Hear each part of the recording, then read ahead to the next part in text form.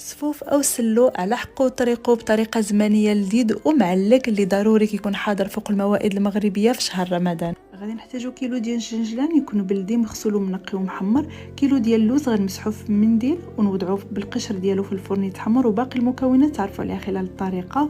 كيلو وربع ديال الدقيق كنحمرو انا شخصيا كنحمرو في الفرن البلدي، وهذاك ربع كيلو كتحيد من بعد ما كنغربلوه. هنا حمرت اللوز ونتاكدوا على انه تحمر مزيان باش كيعطي مذاق اللي هو مميز. نغربل الدقيق المره الثانيه، راه كتعرفوا كيكون فيه شوائب غربلوه 2 مرات. النافع وحبه حلاوه والقرفه بدوره نغربلوها، كتبتكم مقادير مضبوطه في اسفل الفيديو، ولو مطحونين على اليد فضروري كيتبقاو الشوائب. غادي نضيف معلقه صغيره من الملح كتوضح المذاقات، وهذه هي الطريقه ديالنا. نص كوزه غادي نحكها في حكاكه اللي هي رقيقه، و300 غرام ديال السكر كلاصي. السكر نطحنوه في البيت باش كيكون طري حتى هو. هنا غنخدم المكونات جيدا. عاد غادي نضيف كيلو ديال اللوز اللي طحناه بالقشر وحيد شويه منه للتزيين، وكيلو ديال الجنجله اللي طحنتهم وهما سخان باش كيطلقوا المواد الدهنيه ديالهم.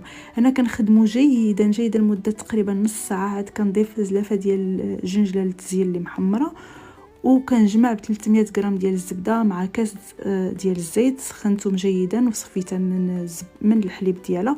وهنا ماشي غير كندلك الصفوف، كنعركو جيدا باش كيتعلق وكيجي بهذا الشكل هذا. وعشركم مبارك.